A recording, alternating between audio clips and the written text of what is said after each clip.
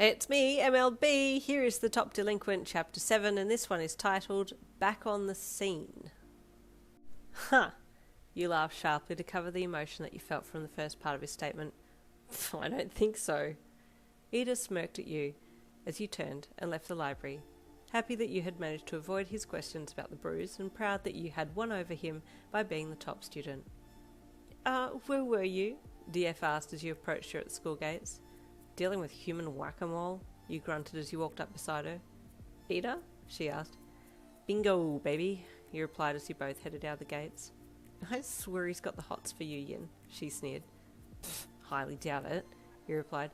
Mrs. Craig has made him my buddy or some BS. Supposed to bring me into line, blah blah blah, I'm an anus, blah blah, you monologued. DF laughed. Yeah, but what if he's catching feelings?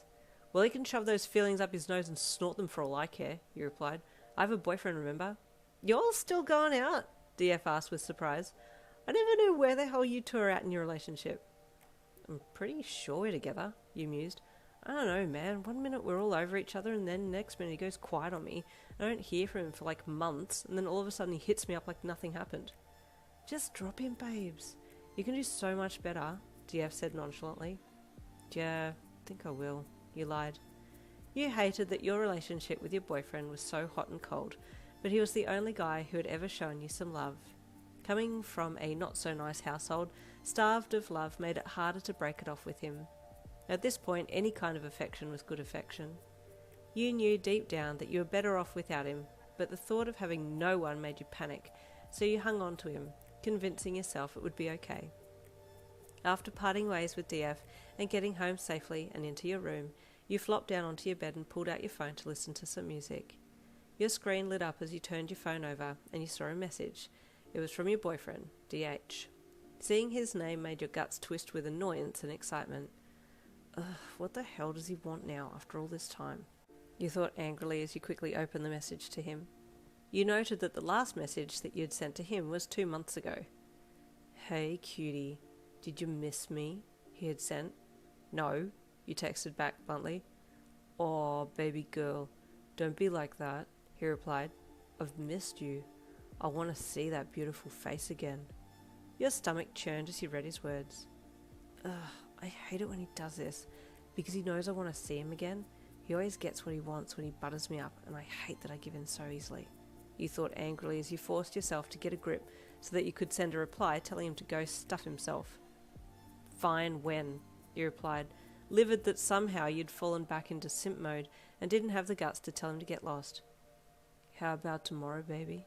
I'll come and pick you up from school and we can go somewhere quiet, he said, adding the smirk face at the end of the text.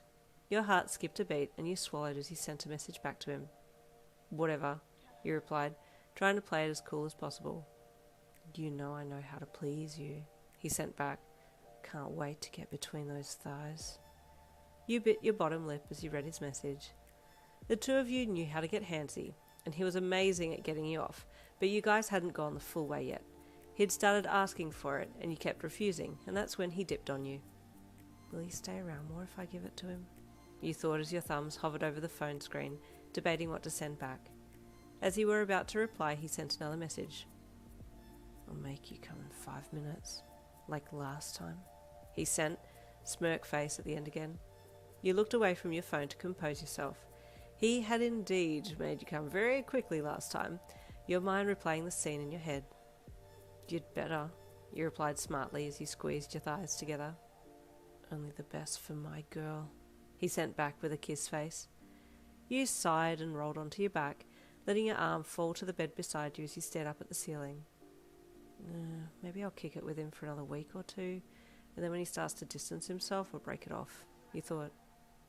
The next day at school, you were at your locker when you saw Iida approach his, down the row a bit from yours. Oh, I'd better tell Iida not to tell anyone that I'm top of the class, you thought as you closed your locker and marched towards him. Iida hadn't seen you approaching, and he turned to head off down the hallway to the first class, when you caught up with him and quickly ducked around in front of him and stood in his path.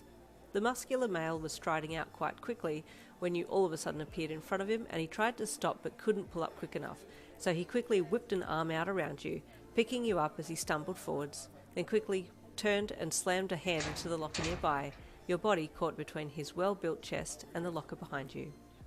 Miss Lynn, I apologise, he said with horror as he kept his arm around you. You appeared so suddenly. I didn't have time to stop. Let me go, you stammered with embarrassment at being held off the ground a little and cabedoned up against the lockers. Gently he put you down and stepped back so he could bow to you. Stop friggin' bowing at me, you growled. I just wanted to tell you to act normal and don't tell anyone about what we talked about yesterday, okay? Not even DF knows my student number or where I am on the exam scaling. Iida kept his head lowered, so you smacked him on the back of the head. Stop it, he hissed again. As you wish, Miss Lynn, he replied as he straightened and gave you a small smile. And don't smile at me, you replied with an embarrassed pout. I have a reputation to uphold. Don't think we're friends.